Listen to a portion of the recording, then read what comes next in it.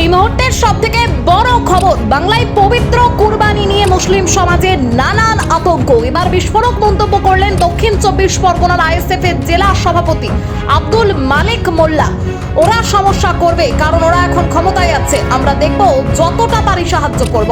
কুরবানি ও সংখ্যালঘুদের নিরাপত্তা ইস্যুতে প্রবলেম হবে, আমরা দেখব, আমরা রাজনীতিগতভাবে দেখব। যেহেতু ওরা সরকারে আছে, প্রতিবন্ধকতা তৈরি করতে পারে। আমরা মানুষকে সঙ্গে নিয়ে সাধারণ মানুষ এর গণতান্ত্রিক অধিকার, ধর্মীয় স্বাধীনতা যাতে এক্সারসাইজ করতে পারে। শুধু মুসলমান না, খ্রিস্টানদের উপর আক্রমণ করছে, শিখদের উপর আক্রমণ করছে, পরে দলিত শিডিউল কাস্ট শিডিউল টাইপ যারা আছে, আদিবাসী সম্প্রদায় যারা, তাদের উপর আক্রমণ করছে। এই পরিবেশটা গোটা পশ্চিমবঙ্গে তারা নামাতে চাইছে, যা মানুষ এটা মেনে নেবে না। প্রতিবাদ হচ্ছে, প্রতিরোধও হবে একটা টাইমে গিয়ে।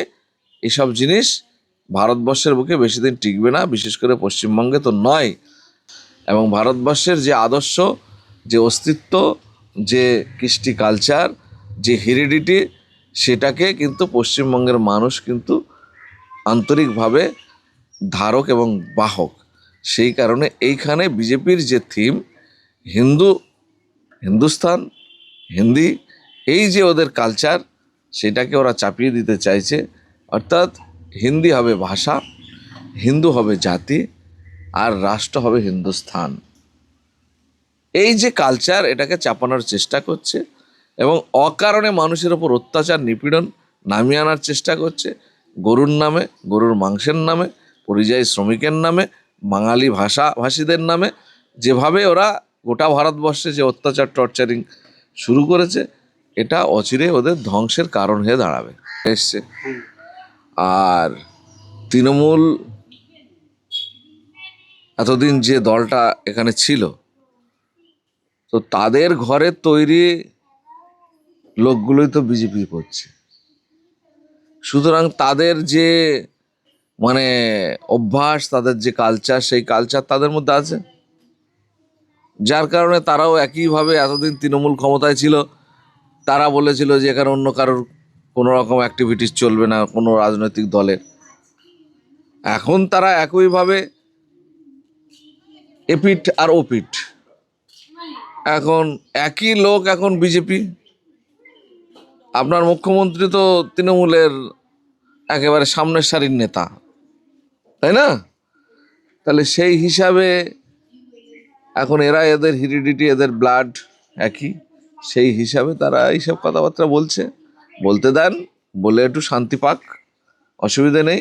আমরা সাংগঠনিকভাবে নিজেদের জায়গাটা একটু মজবুত করে নিই, প্রকাশ্যে সামনাসামনি হবে। আমাদের তো লড়াই মূলত বিজেপির বিরুদ্ধে। গোটা দেশে আমাদের প্রধান শত্রু হচ্ছে বিজেপি। বিজেপির সঙ্গে ওতপ্রোতভাবে যুক্ত ছিল তৃণমূল এবং বিজেপিকে প্রতিনিয়ত সহযোগিতা করে পশ্চিমবঙ্গে জায়গা তৈরি করে দিচ্ছিল, যার কারণে তৃণমূলের সঙ্গে আমাদের লড়াইটা হয়েছে। তৃণমূল সরে গেছে, এখন প্রকাশ্যে শত্রুর সঙ্গে সরাসরি লড়াই হবে। কার ঝান্ডাকে মারতে দেয় না দেয় দেখা যাবে। ওই তৃণমূল অনেক কিছু বলেছিল, তারপরেও তো আমরা লড়াই করে সেই জায়গা দখল করেছি, ভাঙড়কে রেখেছি নিজেদের জায়গায় এবং অন্য জায়গায় ভোট বাড়িয়েছি।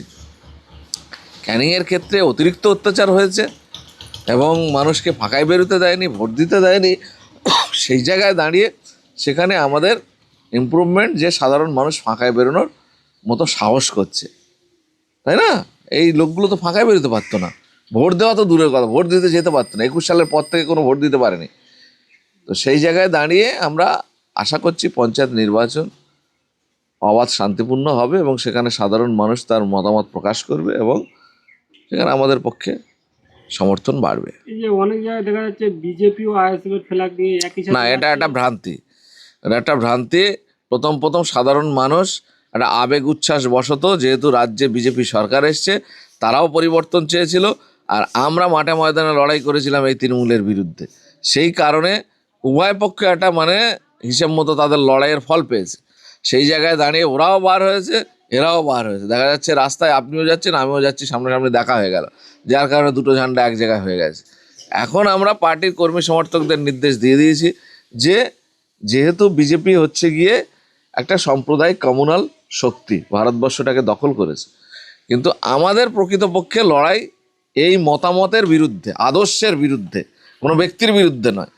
বিজেপির যে আদর্শ, সেই আদর্শের বিরুদ্ধে আমাদের লড়াই হচ্ছে ভারতবর্ষের সংবিধান কিভাবে মজবুত করা যায় তার লড়াই, গণতান্ত্রিক পরিবেশকে আরও বেশি মজবুত করা যায় তার লড়াই, এবং সাম্প্রদায়িক সম্প্রীতিকে অটুট রাখা এবং আরও মজবুত করা। এইসব ক্ষেত্রে মোটামুটি বিজেপির সঙ্গে আমাদের আদর্শগত কোনো মিল নেই, যার কারণে সরাসরি লড়াই কিন্তু বিজেপির বিরুদ্ধে। এইটা আমাদের কর্মী সমর্থকরা যখন বুঝে গেছে, তখন কিন্তু এই বিজেপির ঝান্ডা আর আইএসএফের ঝান্ডা একসঙ্গে কিন্তু আর ঘুরছে না। এই যে পালা বদলের পর বিজেপি সরকার এলো, তারপর আমরা দেখতে পাচ্ছি যে বিভিন্ন জায়গায় বলা হচ্ছে যে রাস্তায় নামাজ পড়তে পারবে না, হ্যাঁ, এইসব বিষয়ে আমি তো বলছি, বিজেপি হচ্ছে ভারতবর্ষে একটা সাম্প্রদায়িক মেরুকরণের ভিত্তিতে সরকারে এসছে, এবং ওদের দলের আদর্শটাই হলো এই দেশটাকে হিন্দু রাষ্ট্র বানানো, হিন্দু ধর্মের ভিত্তিতে দেশটা চালানো। তো সেই জায়গায় দাঁড়িয়ে ওরা চায় এখানে হিন্দু কমিউনিটির মানুষ ছাড়া অন্য কোনো কমিউনিটির মানুষ তার অ্যাক্টিভিটিস করতে পারবে না, এবং প্রয়োজনে এখানে তার ধর্মীয় আচার আচরণও মানে সঠিকভাবে পালন করতে পারবে না। যদি করতে হয় তাহলে পাকিস্তান, বাংলাদেশ চলে যাও। ওদের হচ্ছে এটাই ওদের দলের মানে কি বলবো, দলের মূল কথা। এবং সেই হিসেবে ওরা শুধু মুসলমান নয়, খ্রিস্টানদের ওপর আক্রমণ করছে, শিখদের ওপর আক্রমণ করছে, এবং সর্বোপরি দলিত শিডিউল টাইপ যারা আছে, আদিবাসী সম্প্রদায় যারা, তাদের ওপর আক্রমণ করছে। যার কারণে ওরা এই পরিবেশটা গোটা পশ্চিমবঙ্গে তারা নামাতে চাইছে, যার কারণে এটা হচ্ছে, মানুষ এটা মেনে নেবে না। প্রতিরোধ তৈরি হচ্ছে, আস্তে আস্তে প্রতিবাদ হচ্ছে, প্রতিরোধও হবে একটা টাইমে গিয়ে। এসব জিনিস ভারতবর্ষের বুকে বেশি দিন টিকবে না, বিশেষ করে পশ্চিমবঙ্গে তো নয়। পশ্চিমবঙ্গের মানুষ স্বাধীনচেতা মানুষ, এবং স্বাধীনতার লড়াইয়ের স্ফুলিঙ্গ কিন্তু পশ্চিমবঙ্গ থেকে গোটা ভারতবর্ষে ছড়িয়ে পড়েছিল। এবং ভারতবর্ষের যে আদর্শ, যে অস্তিত্ব, যে কৃষ্টি কালচার, যে হেরিডিটি, সেটাকে কিন্তু পশ্চিমবঙ্গের মানুষ কিন্তু আন্তরিকভাবে ধারক এবং বাহক। সেই কারণে এইখানে বিজেপির যে থিম হিন্দুস্তান, হিন্দি, এই যে ওদের কালচার, সেটাকে ওরা চাপিয়ে দিতে চাইছে। অর্থাৎ হিন্দি হবে ভাষা, হিন্দু হবে জাতি, আর রাষ্ট্র হবে হিন্দুস্তান। এই যে কালচার, এটাকে চাপানোর চেষ্টা করছে, এবং অকারণে মানুষের ওপর অত্যাচার নিপীড়ন নামিয়ে আনার চেষ্টা করছে। গরুর নামে, গরুর মাংসের নামে, পরিযায়ী শ্রমিকের নামে, বাঙালি ভাষীদের নামে, যেভাবে ওরা গোটা ভারতবর্ষে যে অত্যাচার টর্চারিং শুরু করেছে, এটা অচিরে ওদের ধ্বংসের কারণ হয়ে দাঁড়াবে। যে সামনে তো কুরবানি, আমরা দেখতে পাচ্ছি বিভিন্ন জায়গায় ট্রাক প্রবলেম হবে, আমরা দেখব, আমরা রাজনীতিগতভাবে দেখব। যেহেতু ওরা সরকারে আছে, প্রতিবন্ধকতা তৈরি করতে পারে। আমরা মানুষকে সঙ্গে নিয়ে, সাধারণ মানুষ এর গণতান্ত্রিক অধিকার, ধর্মীয় স্বাধীনতা যাতে এক্সারসাইজ করতে পারে, তার জন্য যতটা পারি আমরা পাশে থাকব। মেদিনীপুরের লড়াই হবে। মেদিনীপুরের খেজুরিতে সেখানে টানা কয়েকটা দোকান, প্রায় 40-এর উপরে দোকান আগুন লাগিয়ে পুড়িয়ে দিয়েছে। পুলিশ দাবি করছে শর্ট সার্কিটে হচ্ছে এই দোকানগুলো পুড়ে গেছে, কিন্তু ওখানকার স্থানীয় মানুষ বা বামফ্রন্টের নেতৃত্ব তারা বলছে না, এটা হচ্ছে কনস্পিরেসি। কী বলবো? দেখেন, সত্যটা আমি এই মুহূর্তে বলতে পারবো না, আমার কাছে তথ্য নেই। তো যারা বলছে তাদের কাছে যদি সেরকম এভিডেন্স থাকে তাহলে সেটা সত্য। কিন্তু আমরা দেখেছি যে এই সরকার আমাদের রাজ্যে না থাকলেও গোটা ভারতবর্ষে তাদের তো একটা ব্যাপ্তি তৈরি হয়েছে।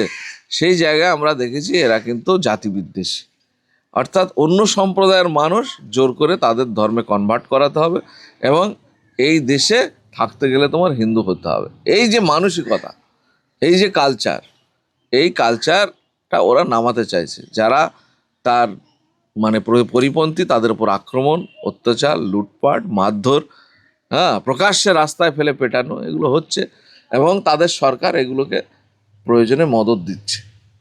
যার কারণে এটা যদি সত্যি হয়ে থাকে, আমি কিছু আশ্চর্য হব না। এই এই আমাদের পশ্চিমবঙ্গে বিজেপি সরকার আসার পরে আমরা কি বাংলাদেশে আন্দোলন হচ্ছে, বলা হচ্ছে যে পশ্চিমবাংলার মুসলমানদের উপর ওটা আমি কোনো গুরুত্ব দিচ্ছি না। বাংলাদেশের অতিরিক্ত জ্বালা করার কোনো কারণ নেই, কারণ বাংলাদেশে যা মুসলিম আছে তার থেকে ভারতবর্ষে মুসলমানের সংখ্যা বেশি।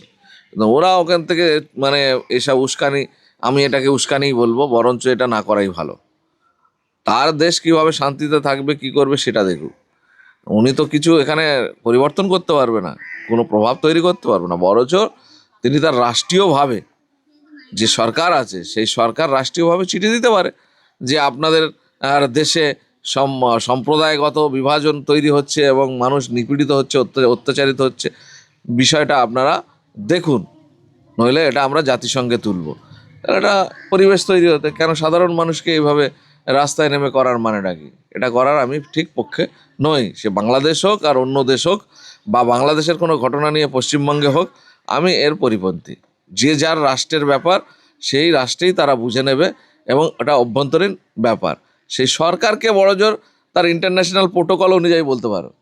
ভারতবর্ষ, আমরা যেমন এখানে যে বাংলাদেশের হাই কমিশন ছিল, আমরা পার্টিগতভাবে সেখানে ডেপুটেশন দিয়েছিলাম যে আপনার রাষ্ট্রে এই ব্যাপার হচ্ছে, হিন্দুদের ওপর নিপীড়ন হচ্ছে, এটা আপনি ভালোভাবে দেখুন, বিষয়টাকে নজর দেন। এইগুলো ঠিক নয়, এগুলো সম্পূর্ণভাবে মানবিকতা বিরোধী। তো তারা সেটা করতে পারে। তারা এখানে একটা হুজ্জুতি করে মানুষকে দেখিয়ে, বরঞ্চ আমি তো মনে করি এটা উস্কানি দেওয়া হচ্ছে। এখানকার মানুষ যারা হিন্দু সম্প্রদায়ের মানুষ, বরঞ্চ তারা বেশি হবে, মানে আরো বেশি এটার ভিডিওগুলো নিয়ে বিজেপি প্রচার হ্যাঁ প্রচার করবে এবং সাধারণ মানুষকে উত্তপ্ত করবে যে দেখো ওখানকার মুসলমানরা কি করছে, দেখো এই গন্ডগোল করার চেষ্টা করছে, অমুক তমুক, এটা ওটা, এটা দিয়ে আরো বেশি উস্কানি তৈরি হয়।